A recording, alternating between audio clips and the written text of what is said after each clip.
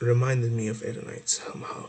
Sometimes he was really positive and nice. He wasn't Edenite though. Sometimes I hate the fact that I remember things easily. I remember that I met a human named Scribbles 8 years ago. I remember what my mother said while kicking me out 10 years ago.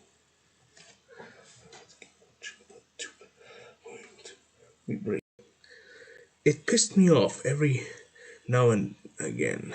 So we were searching as usual when he yelled something from far off. It was daytime, so I didn't know where he was in the fog. I didn't end up finding him. 5 days later, I was still searching, but my vision was going weirdly blurry, and I kept feeling sharp pains in my head. I started getting tired quickly and slept longer, with most of my eyes staying shut while I wake up.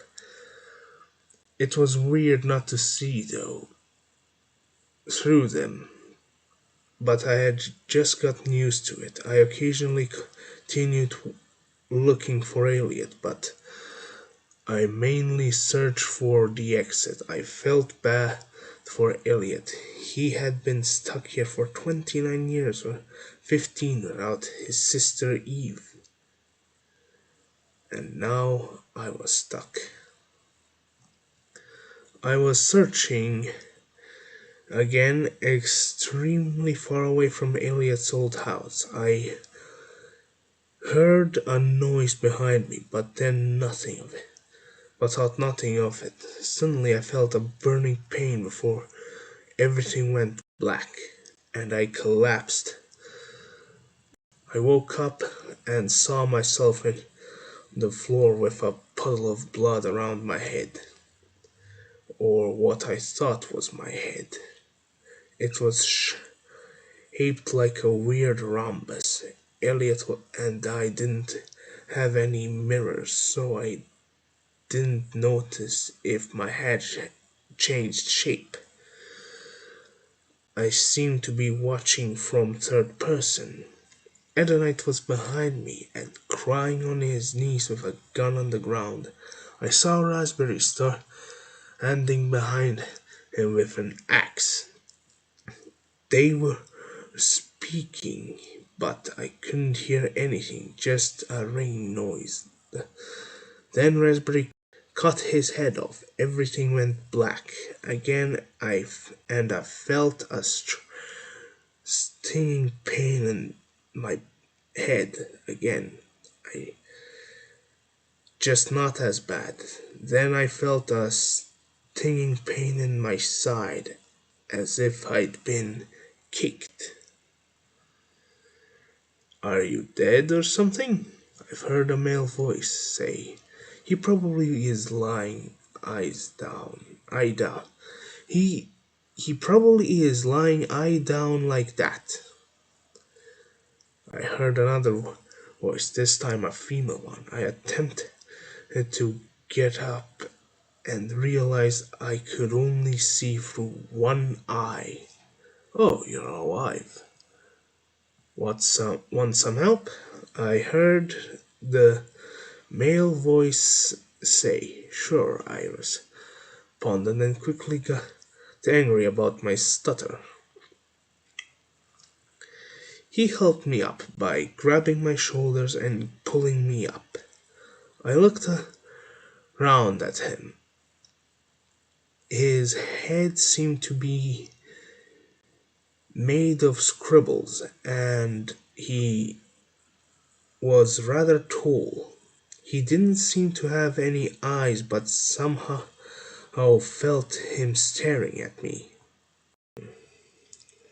The other person was a rounded eye. They seemed to be floating and suspended by, and I suspected they were the one with the female voice. Thanks. Where are we?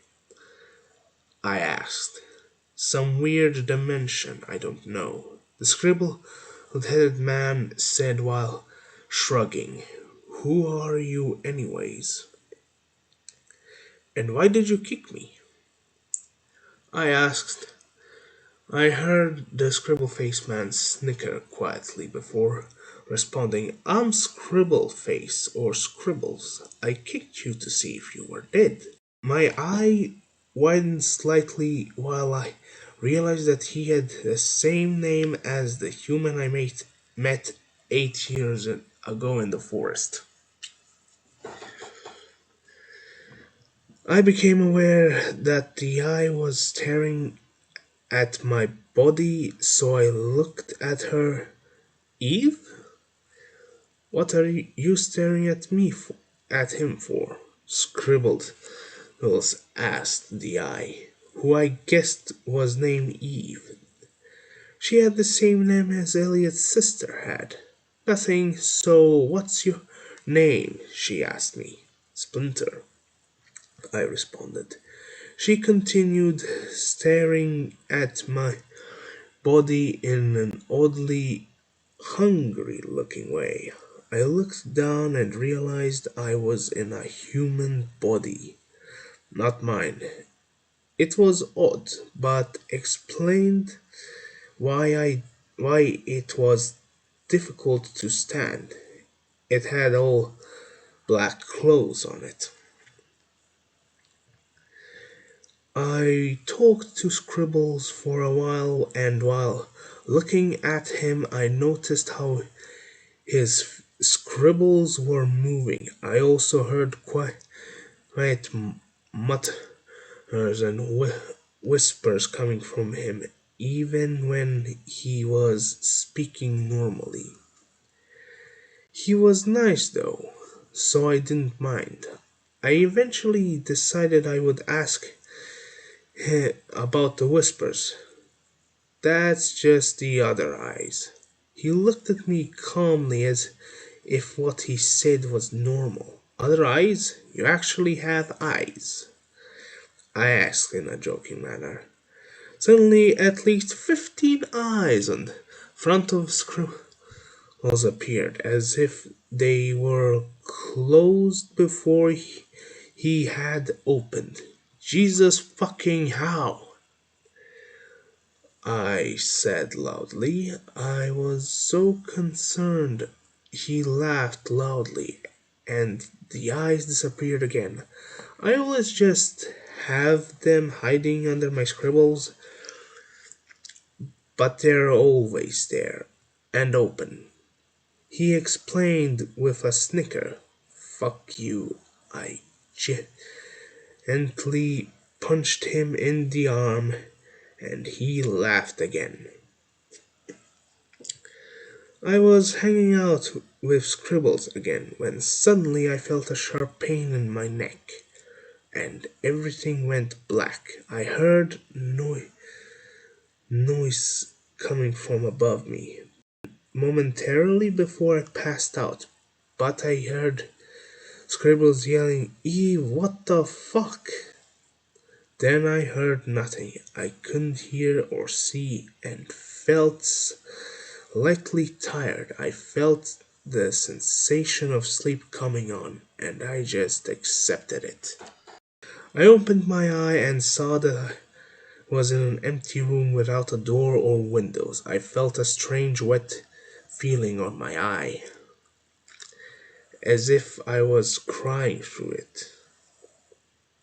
That's when I noticed that I felt as if I had more eyes. I tried opening one and saw an eye staring back at me. I saw through the eye that I had some weird black goop dripping off my eye, and that I was on a wall without a body. It freaked me out. But there was no one there besides me. I opened the rest of my eyes and saw that they were on the walls as well. I realized I had all my eyes back, but not in the way I wanted. I was all alone and trapped on four walls. I didn't know where I was or what the time was. I had no way of telling how long I was in that room. I was a- it was agony. I felt that I could let my anger out, though. I talked about my stupid parents and backstabbing friends. I told myself how much I would say and what if I could see Edonite again. I opened and closed different eyes in combinations I hadn't tried. I was bored out of my mind. I heard a noise while I had my main eye closed.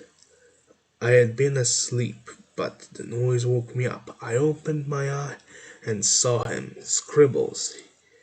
He had found me after who knows how long. I was surprised to see him, and he explained that Eve had taken my body so she could have one. I wanted revenge, I told him. He nodded before explaining his plan. He showed me a secret entrance that he found. It turned out to that it was a hidden room in a library behind a bookshelf. I chuckled to myself that both times that I died had something to do with a library or a librarian. I told him I told him and he snickered about it as well. I told him about my eyes and dragon form, and he said he felt bad for me losing my body. I didn't want sympathy though. I just said it's fine and continued talking. I felt a small pain in my eye and my vision went black again. I thought about how many times I had passed out and felt a bit of amusement. I opened my eye again and saw that I was lying on the ground. Then I realized I had my body and I stood up. I saw Scribbles holding Eve's eye, and then I realized something changed. He had an eye on the scribbles that made up his head. It looked similar to mine, but without a white bit or black goop dripping from it. It stood out from the gray scribbles, and it was angry looking.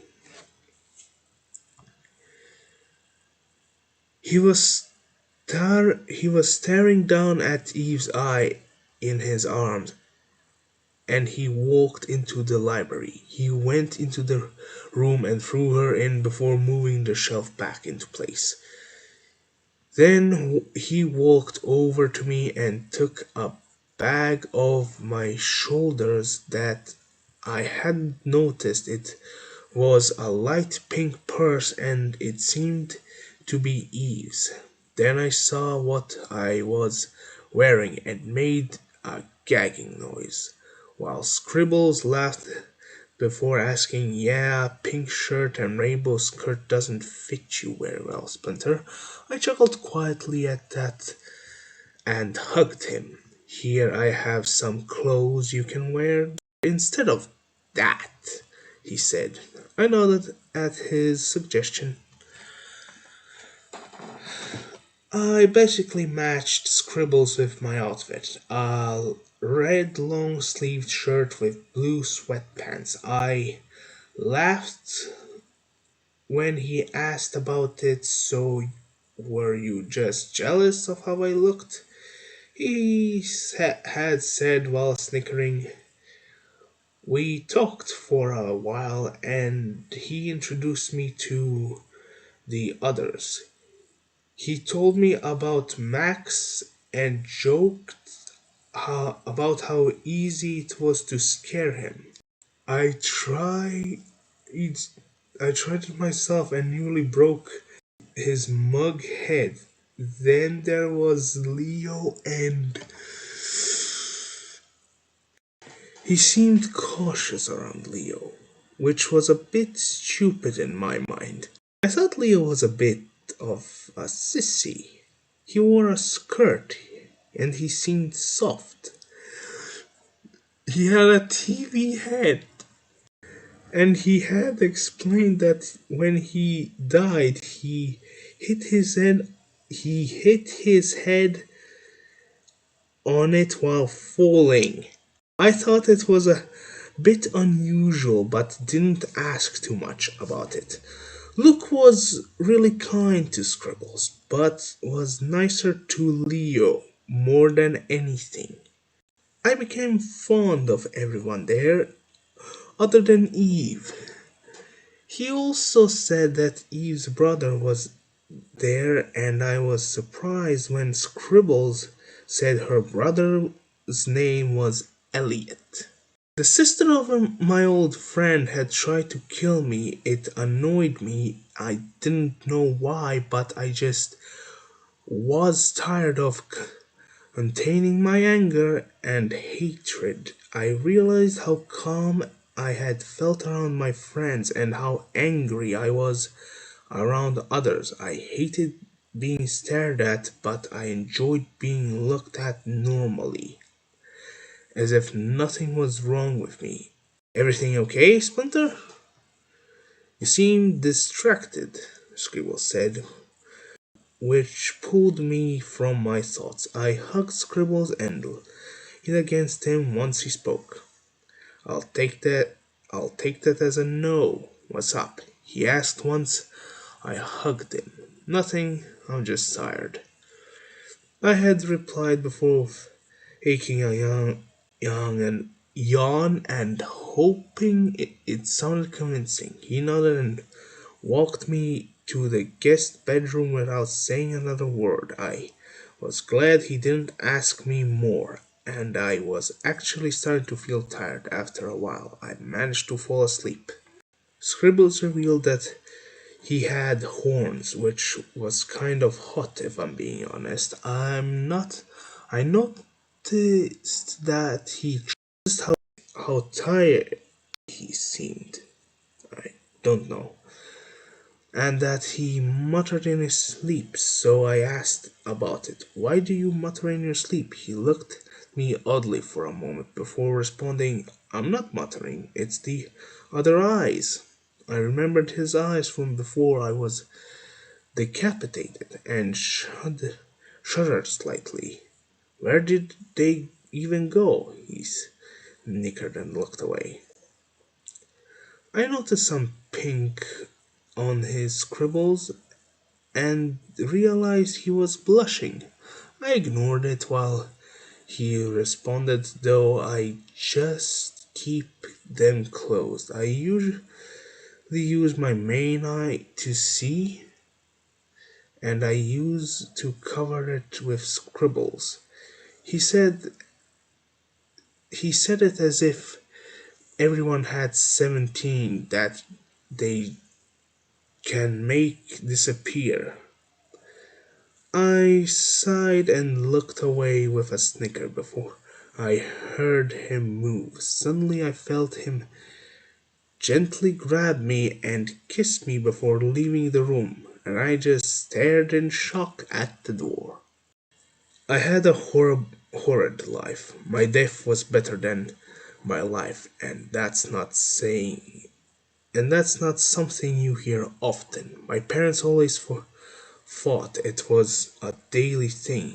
It was if anyone actually saw my household, they would call CPS.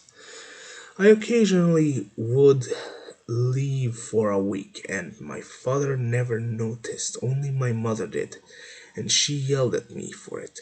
I never got haircuts, and I always got mistaken for a girl. I once I was in school, I barely wanted to go home, but I didn't want to be there either. I was bullied for my hair and I had shit grades. People made jokes about how my parents never called me my name. I hated it. They always called me Scribbles because that's what I would always draw in my work. on my work. I barely got any sleep, so I would occasionally sleep in classes. Weekends were torture and heaven at the same time. I slept on the couch while my parents slept in different bedrooms. I got as much sleep as I could, but I still was tired since my parents' fighting always woke me up. I would occasionally sneak out and sleep in a tree outside, which always was cold. I never got anything I wanted, only water, shelter, clothes, and food.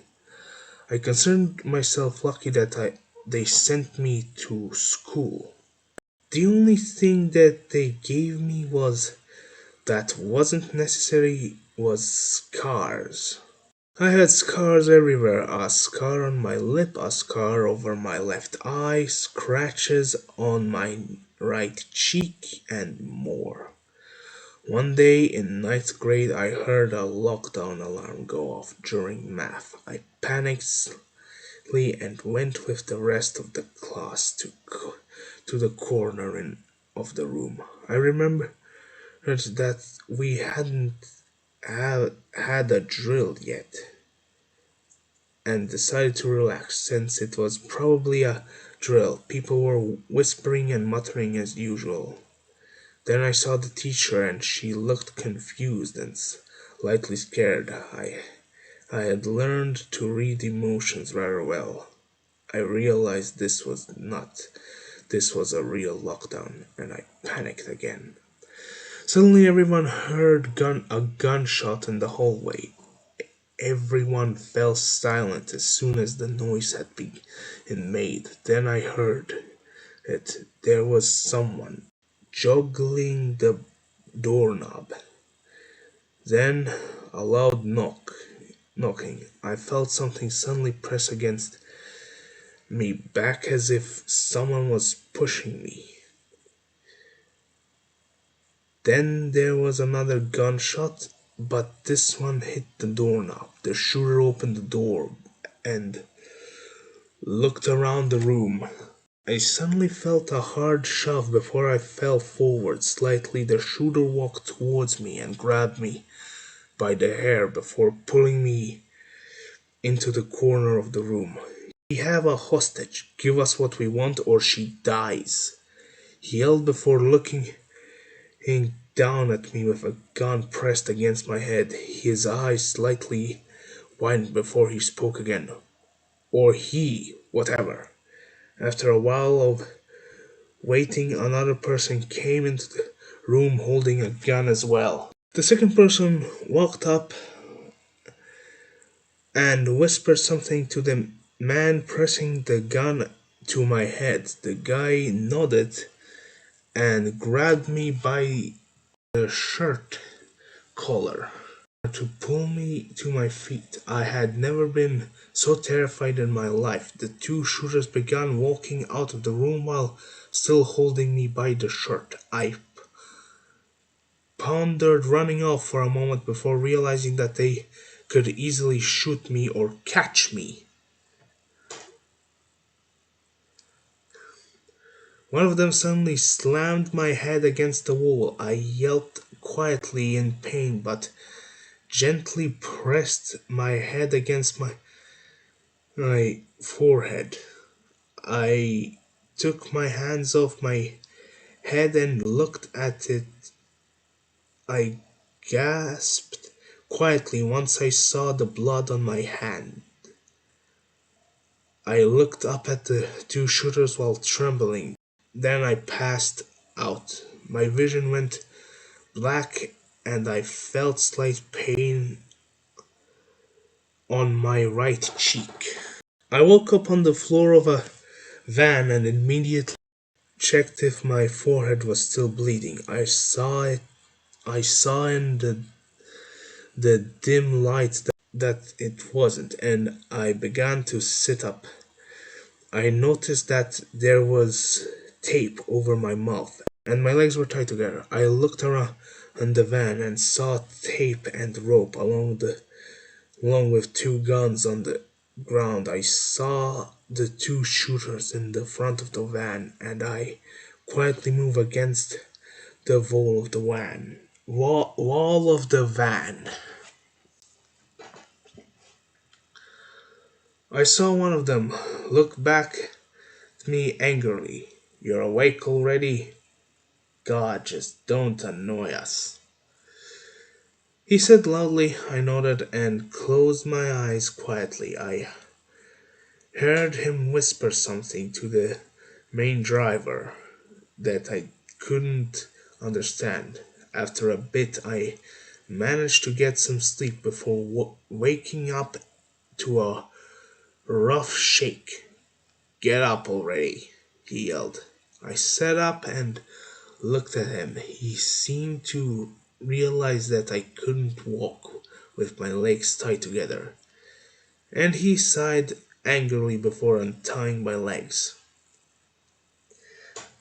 I stood up and looked at him quietly. "Follow us," he said before grabbing me by the hair again. I noticed that the other shooter hadn't spoken during the car ride. I walked quietly to stay at the same pace as the two men. We walked into a strange looking warehouse, and they threw me in a room. I heard the door lock and I sat down. I yawned quietly and I heard quiet muttering from outside. I closed my eyes while lying on the ground. I drifted off for a few hours before waking up to my hair being pulled. I gritted my teeth and opened my eyes. I looked up at the man pulling my hair and saw him looking expectantly. I realized he wanted me to sit up. I quietly sat up and nodded before letting go of my hair. He began speaking clearly to the other man. "This kid hasn't said a word. He also seems obedient." The other man spoke quietly. "Let's hear him then. He might be a girl." He load one, ripped the duct tape off my mouth and tossed it to the ground. "Speak," he said. "Oh, okay," I said quietly. The quiet one nodded while the loud one looked at me angrily. "More than one word, moron," he said. I thought about what to say for a moment before speaking. Why did you slam my head into a wall?" I asked quietly. The quiet one answered, "He was trying to knock you out, which seemed to have worked. Speaking of which, Leo, apologize," he said, saying the last word loudly. "What?" the man named Leo yelled. "Apologize? That looks like it will leave a scar." The quiet man said loudly with an odd amount of authority. He then whispered something to Leo. Leo angrily sighed before looking at me. "I'm sorry for slamming your head into a wall," he said, clearly pissed. "That's fine," the other said a moment later. The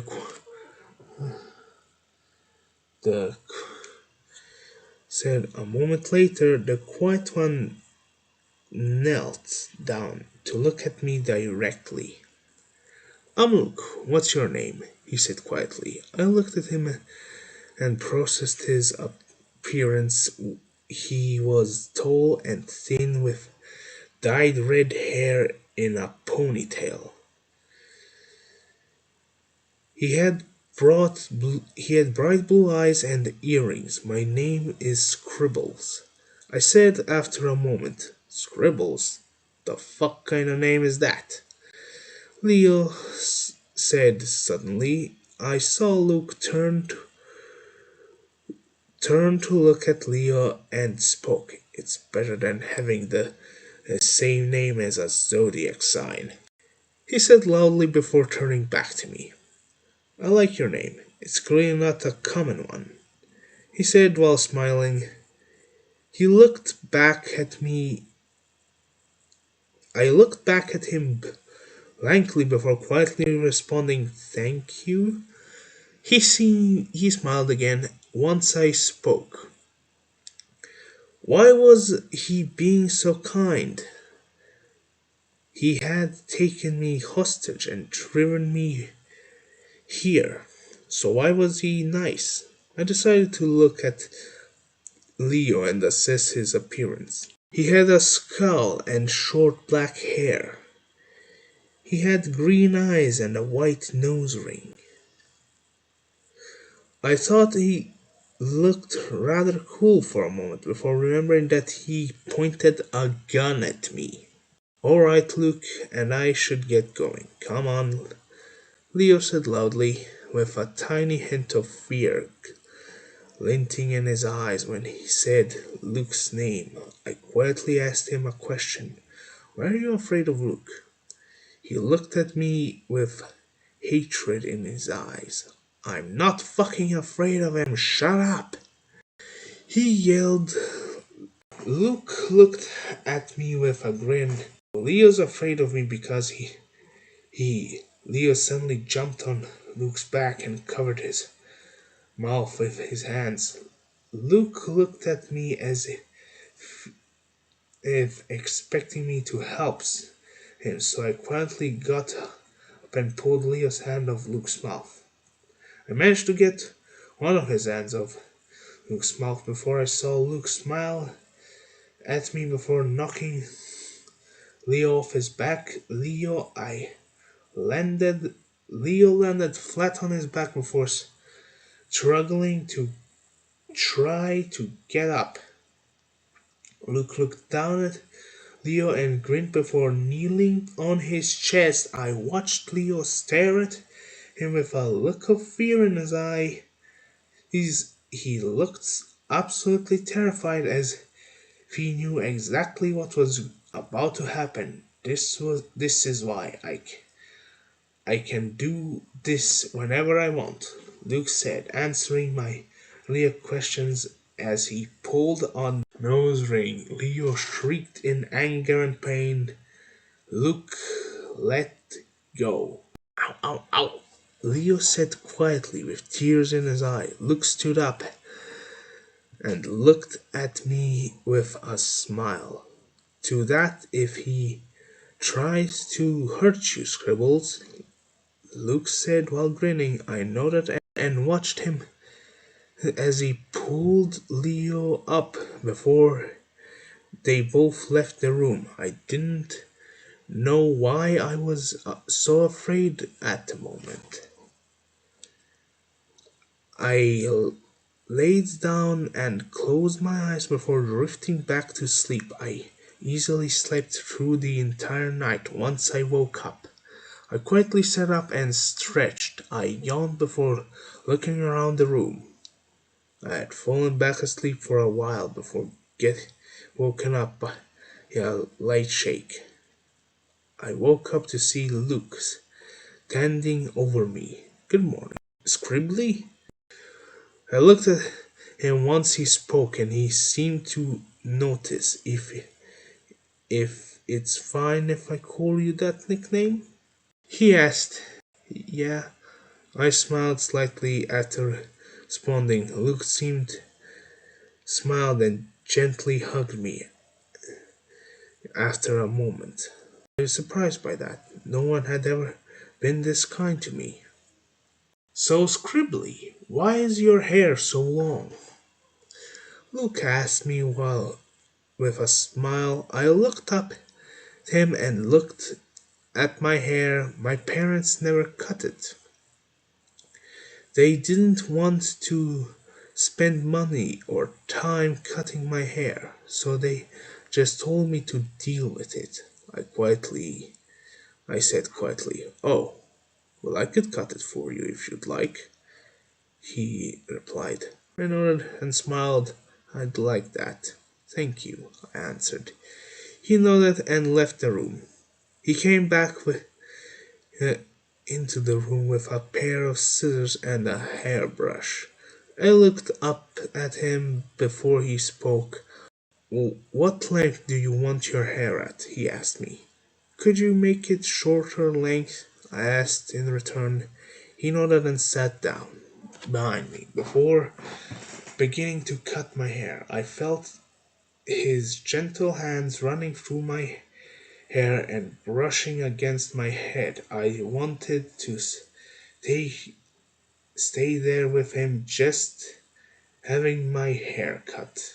He finished cutting my hair after 10 minutes. I hugged him once he was done and he smiled. I felt him gently press his cheek against mine and I closed my eyes. I managed to drift into sleep in his arms and I woke up to Leo yelling, Luke! Leo yelling. Luke looked up at Leo, grudgingly and angrily, and I realized that he had been asleep. Leo suddenly grabbed me by the hair and dragged me off Leo. And I heard Luke yell, grab Leo's nose ring and looked at him with an angry glare holding my hair. Don't you fucking dare, Leo said with a mixture of fear and anger. I tugged on his nose ring and listened to him as he yelped in pain, let go of my hair and covered his nose ring. I saw tears in his eyes and I realized that I had tugged his nose ring hard enough to make his nose bleed. I walked towards him a bit and saw him look at me with terror and anger. Scribbles, back away from Leo, Luke suddenly spoke up. I quietly backed away and looked at him with fear. Don't worry, I'm not mad at you. He is tough. I'm gonna help him. Stay here, he said before walking over to Leo, and Leo suddenly lashed out and slammed Luke into the wall. I gasped quietly and backed against the wall.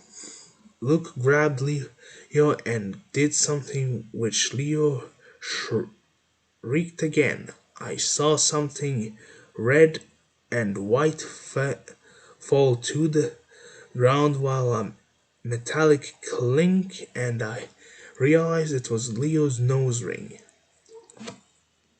covered in blood. I trembled quietly, and saw Luke gently press a cloth to Leo's nose. Leo was crying. He sat down and cried. I watched Luke gently hug him and mutter something to him, and Leo muttered back. Luke suddenly looked up at me and gestured for me to come over to him. I walked over and sat next to Luke. Leo wants to apologize and I think you should. Luke said calmly, still hugging Leo, I'm sorry for tugging your nose ring. He said quietly. Leo looked at me and suddenly grabbed me. He hugged me. Leo hugged me tightly to his chest and quietly muttered, stupid scribble bitch.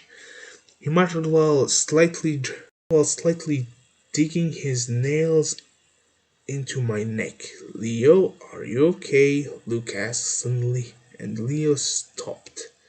Leo nodded and I gently pressed against him. He looked at me and yawned.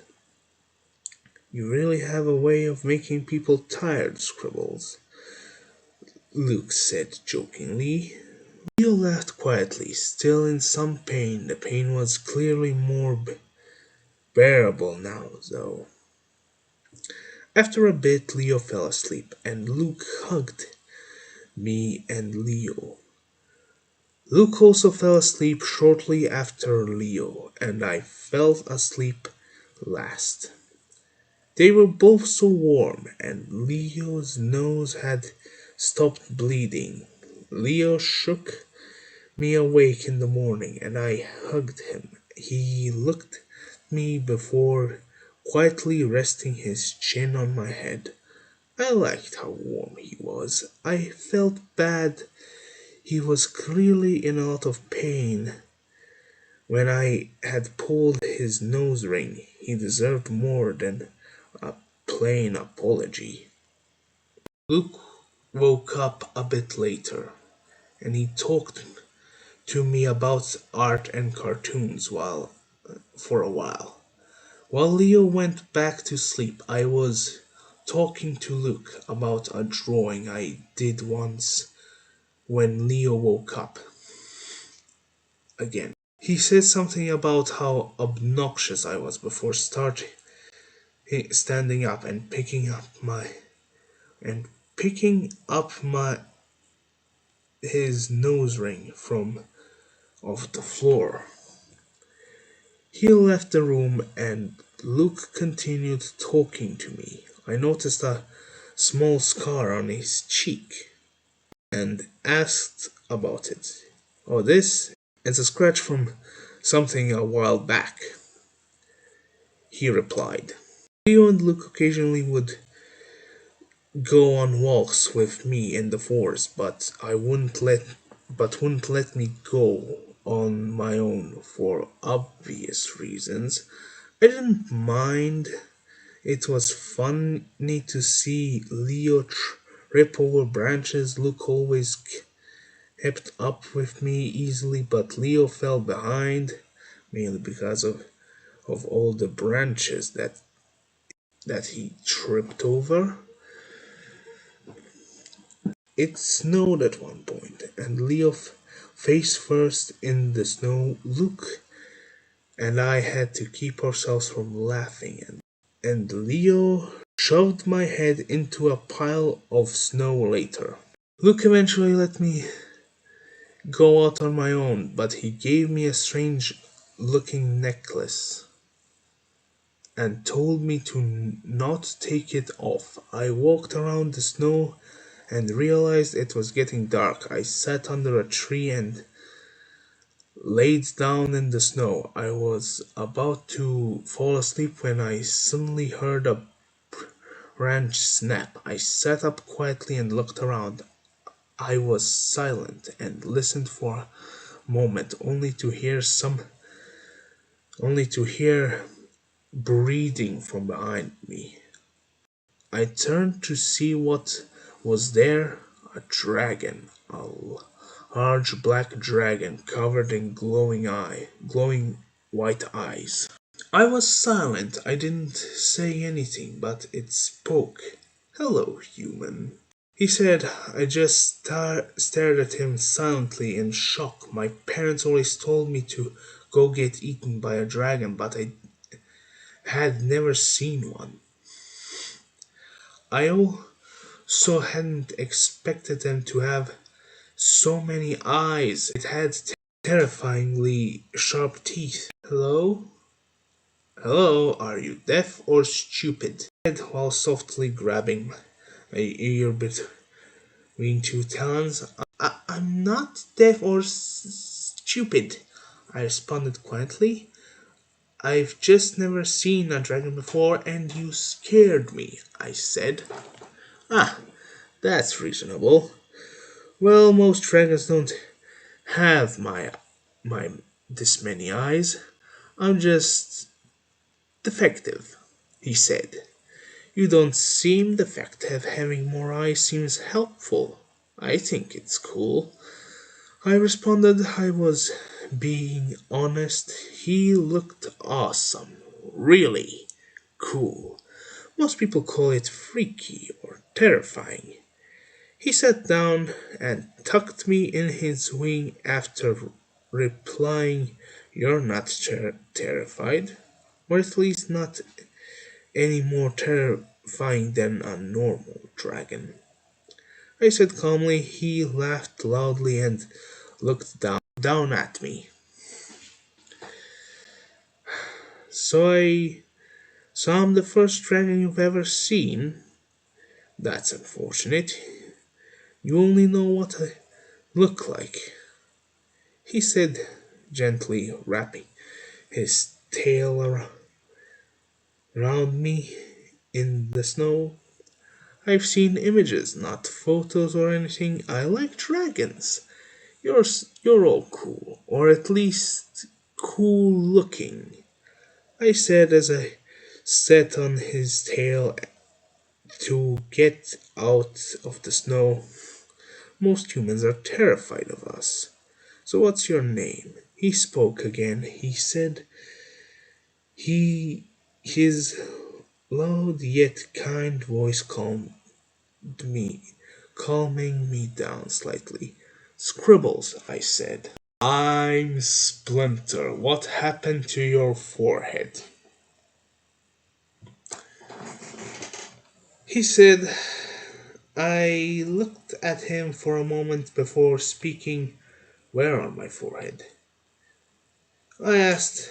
He slightly pointed a talon at the scar from Leo slamming my head into a wall. Someone slammed my head against a wall during a school lockdown, I explained. Geez, were they trying to get the person causing the lockdown to find you? He asked jokingly. They were the reason the school was on lockdown, I replied. His eyes seemed to widen with the shock all at once. Oh, jeez, he said quietly, the last part being barely a mutter. I snickered and grabbed a snowball in my bare hand. Don't worry, no one died. I was the only one affected physically, I said to reassure him slightly. That's still not good, he said. I shrugged and tossed a snowball at him. After an unfair snowball fight, he slept in a tree where I decided to sleep as well. Luke was nice enough, but I didn't want to go back. Splinter told me more about dragons in the morning, and I told him about humans. I brought up the topic of parents, and he became quiet. I told him about how shitty my parents were, and he told me how his parents kicked him out. We bonded over shit parents that day. I walked around the forest, some more after he fell asleep. I would know where he was when I got back. It was dark out, but the glow of his eyes made obvious where he was. I was walking when I saw movement from the corner of my eye. I turned around and looked for a moment, only seeing some bushes. What looked to be a snowball that had been thrown at the bush. Suddenly something heavy hit me on the back of the head, and everything went black again. I woke up in the room that I had been in when I became a hostage. Leo or Luke must have taken me here. Why hadn't they done it sooner though? I sat up and felt painful stinging in the back of my head and saw a small bit of blood from a small cut on my neck.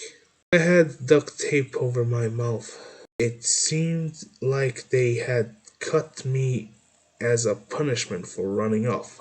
I heard the door open and saw Luke standing there, clearly pissed. Hello again, Scribbles, he said.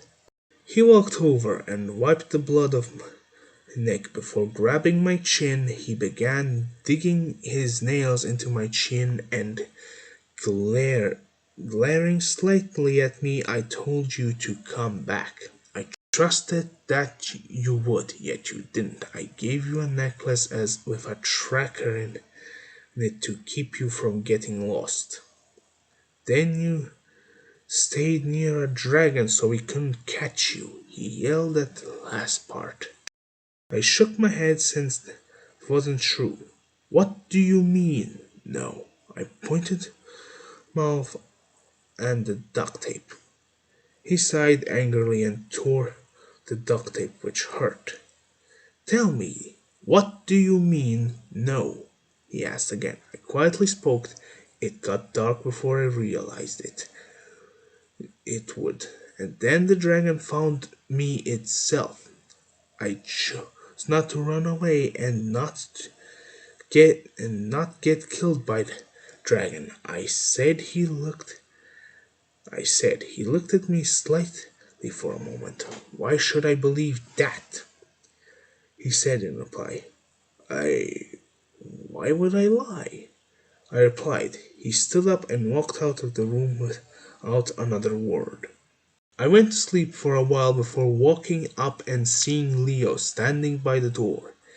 He was entirely silent. Before seeing that I was awake, I see you finally woke up. What was up with the whole running off and staying in the forest for 3 days thing?" he asked me. I shrugged slightly and watched him walk over to me. He patted me slightly on the head continuing to while continuing to frown. I yawned quietly. A dragon found me while I was on my walk. Leo's eyes seemed to lighten up when I said dragon, and he spoke. "A dragon? What did it look like? What color was it?" He seemed excited. "It was all black with glowing white eyes all over it, and he had a long tail with some small gray scales and more eyes on it." I described Splinter as well as I could. He seemed to be surprised when I mentioned the eyes. "How many eyes did it have?" he asked me. "Not sure, probably hundreds, if I'm being honest," I replied. "Could it speak, or did it just roar and growl?" He asked me he could speak English and said that he had been traveling for years. I explained he seemed extremely I explained he seemed extremely interested in dragons, so I decided to ask him about it. "Why are you so interested in dragons?" I asked him. "I just like dragons. They're interesting," he replied. I shrugged in his response. "Wait, you said he had hundreds of eyes, right? Are there other dragons like him, or is he significant?" he asked suddenly. "He's significant. There's no other dragons with the same condition," I responded. "Really? Not even his parents?" he asked with a surprised expression. "Yeah," he said, "his parents were normal, and that he was just a freak," I replied. He seemed shocked.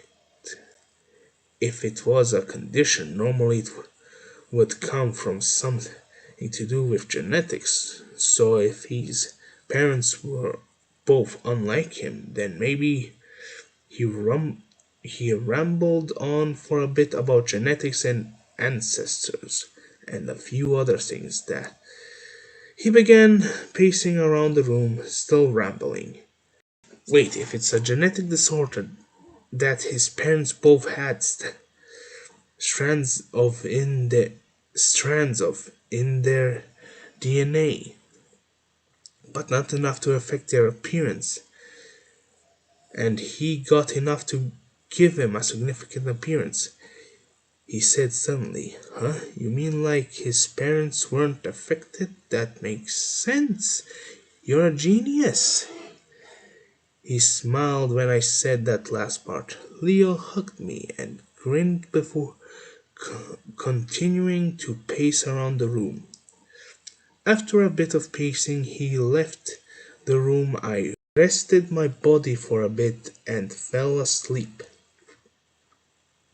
A while later, I woke up and decided to think about the time I've passed out and been knocked out.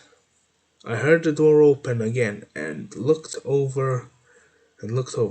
Luke was in the room again. He walked over to me. So you weren't lying about the dragon thing. You're seriously unlucky.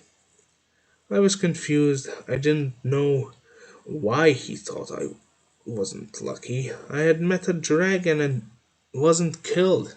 What do you mean? What do you mean I wasn't killed or hurt?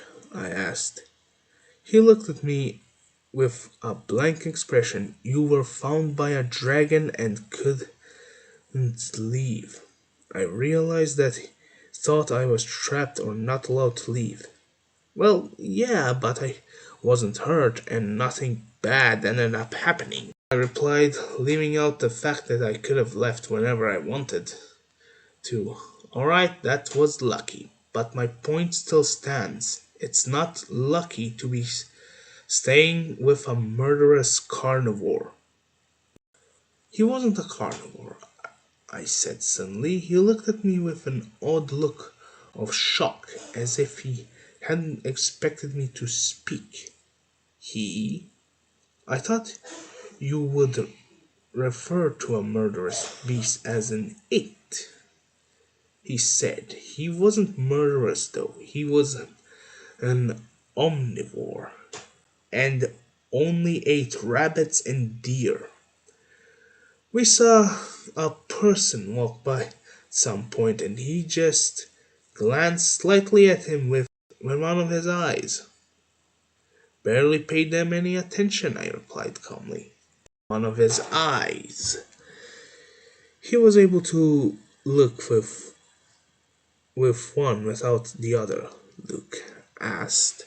I realized I hadn't told him about Splinter's eyes. No, he has a lot of eyes. Probably hundreds. They're all over his body. Except his face. He only has three on he has three eyes on his face, I answered. He seemed to ponder what I said, and after a bit he simply shrugged and yawned. Well, I'm going to sleep. Bye, he said before leaving the room. I went to sleep within the next couple of minutes. I was done with this. I was going to escape or leave. I was done dealing with Luke and Leo. Sure, they looked cool, but that doesn't make them good people. I began planning my escape. I watched and watching to see when they were paying attention. I waited until I knew they weren't paying attention to me or the room. I was in. I was in. I opened the door. I began running and immediately went for the door that we went through for the forest walks. I heard a yell, but I couldn't tell if it was Luke or Leo. I kept running until I was deep in the forest. I checked that I didn't have the necklace Luke gave me, and I continued walking. I changed directions a few times to be sure they didn't follow me. I just didn't stop until I got too tired to walk in. In the morning, I found the town full of dragons. I stayed around the outside and watched dragons walking and flying in the town. I heard two white speckled black dragons talking about how hungry they were, which reminded me that I hadn't eaten in 2 days. I decided that I wasn't going to be able to hunt. I don't have weapons. I snuck into town and managed to grab some bread from a dragon bakery. I hid my bread in a clean tree that hadn't seen bugs in. I went back to get some more food from the town without being seen. I ate some of it and stored the rest in a spare shirt. I continued walking until night and slept in a tree with the storage shirt sitting on a branch. I woke up to see a face staring back at me instead of the sun in my eyes. It was a small dragon. It looked like it was around 2 years old. It was red with black splotchy scales and as well as a small horn on its forehead, with smaller ears to splinter. It had what looked like a lighter red flare running down from its forehead to its back. I couldn't tell what gender it was, but it had smaller eyes to splinter. It didn't have eyes all over it though, just the two in the usual spots. Why are you in a tree? Are you a human? Why do you have so many scars? She asked in a high pitched, squeaky voice. I stared at her, stunned by the sudden questions and the fact that she wasn't attacking me. I don't want to sleep on the ground. I am a human, and I got these scars from my parents and some old friends. I answered for a moment.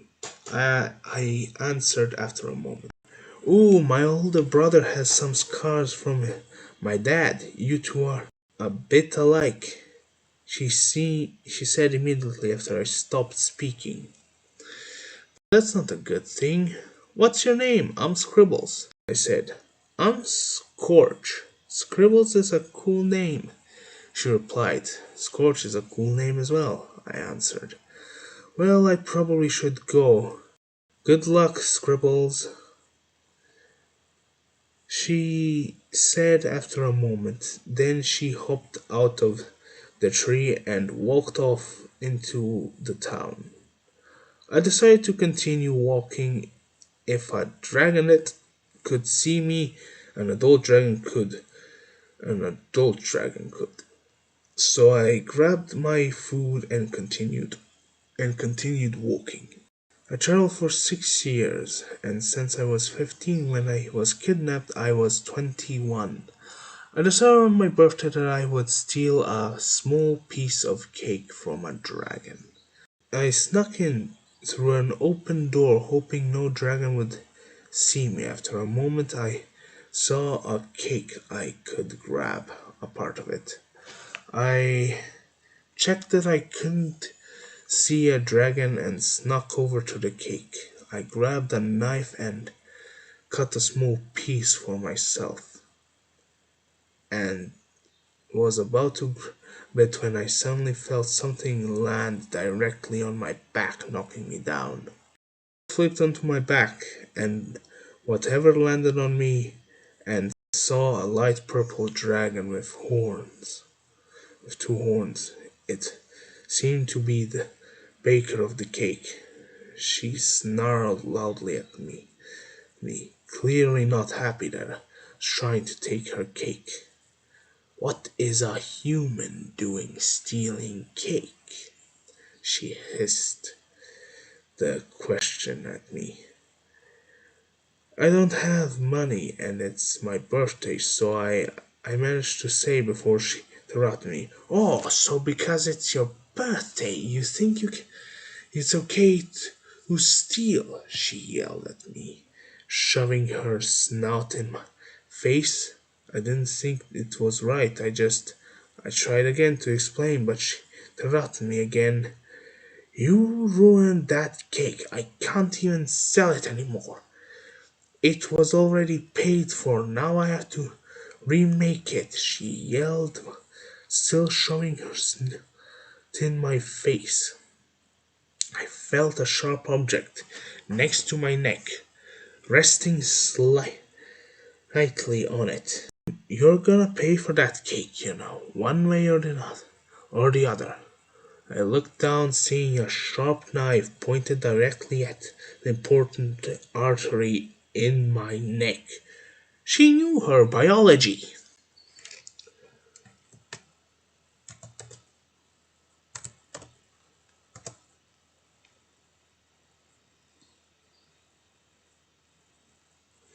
So either you pay for a new cake or you die. Sorry, those are the two options. I decided to plan quickly. Alright, I'll buy you a new new cake materials. I can grab my money if you get off me. I knew that she would get off. He slowly got off, holding the knife tightly. I stood up, reached for my pocket, and I suddenly ran towards the door, pulled it open. It opened easily and I ran out. Hey, come back, you stealing fucker! She sounded pissed, which I could understand. I ran for a while making sure the baker wouldn't find me. I eventually got tired and climbed a tree to sleep in. I had begun to fall asleep when I felt something heavy on top of me again. I opened my eyes to see a large scaled black dragon. He seemed surprised by me, and I noticed three large claw marks on each of his cheeks. Under the claw marks was closed eye, seemingly sealed shut by the scars. Are you human? He sounded like an adult. Yes, I am. Why are you asking? I asked him in turn. He shook his head slightly before looking at me and speaking. I'm Warm. What's your name? Scribbles. Why is your name Warm? I responded. My dad sucks ass. And why? That's why. He laughed slightly. So why are you sleeping in a tree? I was running from a dragon and got tired, I explained. He moved backwards and got off me. Why were you? He suddenly got interrupted dragon into by a dragon flying into me and knocking me off the branch. My head knocked against the ground and I felt a sharp pain and I felt something warm running down the back of my head and I knew it was blood. Did you really think you could get away without paying? I was It was the purple dragon from earlier. She had found me. Hey, get off him. I heard Worm yelling at her. My vision began to go fuzzy. I knew that if I didn't treat my head wound, I would die. I felt her get lifted off my chest, allowing me to breathe. I heard yelling and one of the screeched. Everything sounded distant, and I tried to clear my vision by blinking rapidly. It didn't clear my eyes, but I realized I was crying. My head began hurting more as I realized what was happening. Worm and the baker were fighting, with Worm trying to protect me. I tried to move to stop him from getting hurt, but I wasn't able to. It felt like the world was spinning around me and my vision kept getting more blurry. It felt like I was in the air and I heard air blowing around me. Then I realized I actually was in the air. One of the dragons was carrying me, but I wasn't sure which one it was, so I decided to speak. Worm. My throat felt like it was burning while I spoke. I heard a faraway voice and I barely managed to understand what it was saying. It's going to be alright. His voice seemed to fade away, growing more distant. I knew that I was dying and there was no saving me. I woke up seeing my vision was slightly blurry. Still, I sat up and realized that I wasn't bleeding anymore. And I wasn't as dizzy as I felt, and I wasn't as dizzy, and I felt fine. My vision was the one, the only issue. I tried blinking rapidly, and this time it worked. I could have, I could see a lot more, and my eyesight was perfect. I tried to look and think about my surroundings, and I saw a floating eye. It turned out, it turned and looked at me before seeming to speak. Hi, I'm Eve. Why is your face all scribbly? I can't see my I can't see my face. Am I supposed to know? I angrily answered. Here I know where a bathroom is. There's one with a mirror in it. I got up and followed her. I walked behind her for a minute or so before reaching a small building.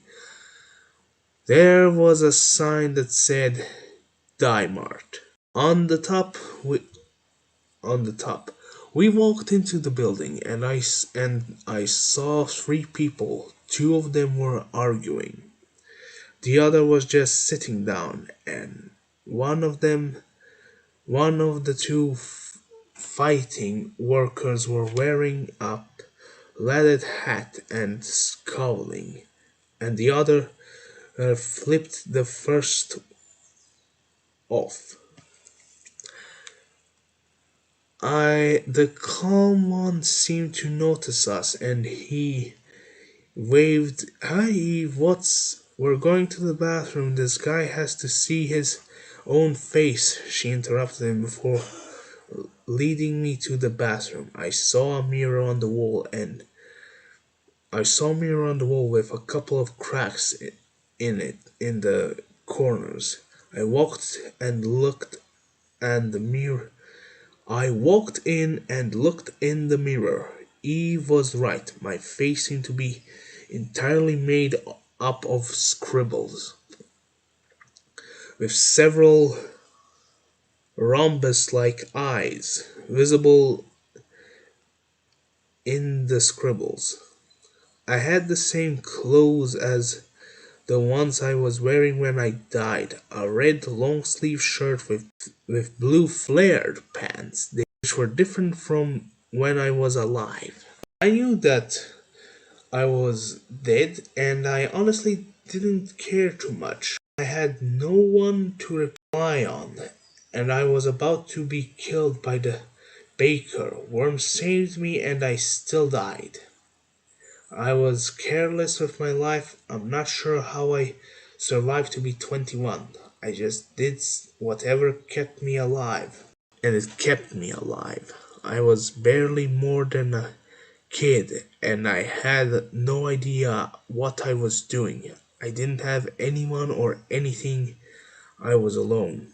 No one ever loved me, and no one ever will. I guess my school bullies were right. I heard a knocking at the door that pulled me out of my thoughts. Hurry up! I heard a girl yell. It didn't sound like Eve, though. I tried to and succeeded at closing some of the eyes, leaving one in the corner visible. Then I opened the door and left the bathroom. The worker with the plaid hat was outside and entered the bathroom after muttering a quiet "finally." Eve and I left, waving to the calm worker. Oh hey, the employees there are Banana, also known as the calmer one, and Gamer, also known as the angry girl, and Coda, the one who flipped off Gamer, she explained. I decided to go talk to the other people who were stuck here. I was walking around looking for people who were here when I saw a large mushroom covered in eyes, similar to mine. It seemed to turn, either that or the eyes moved and it looked at me, then it disappeared into the ground, sneaking quietly into the dirt before appearing directly in front of me.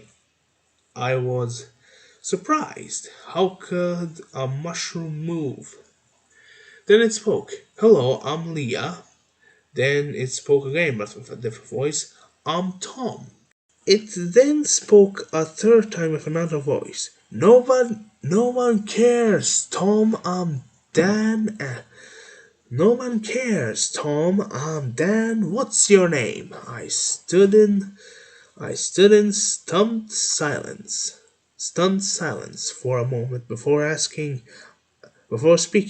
Scribbles, how many of you guys are in there? Leah was the one to respond. About 37 of us free speak full of us a lot, though. I heard a lot of quiet muttering for a moment before Tom spoke. So did you die, Scribbles? He sounded quite quiet and sad. I hit my head hard on a rock after being knocked out of a tree by a dragon. Most of the eyes of the mushroom widened before the muttering continued. Then Dan spoke. We died as a group, but most of us don't like mentioning it. He sounded stuck up and cocky, especially compared to Tom. Would you like to know why you are here? Leah offered. Her voice sounded gentle and calm. Sure, I answered. Basically, if you have never killed someone, you come here. If you have killed someone or multiple someones, you go to a different place. We have a connection with the people who died with us, so we can occasionally communicate with them. That's how we know this. Tom was my favorite of the main three speakers. They explained how they explained who the better known people here were. Then they explained the lost souls, people who either got lost navigating this place or people who killed someone here. They basically had a hand in both good and bad dimensions, and if they killed enough people here, their body eventually turns into a weird sludgy goop.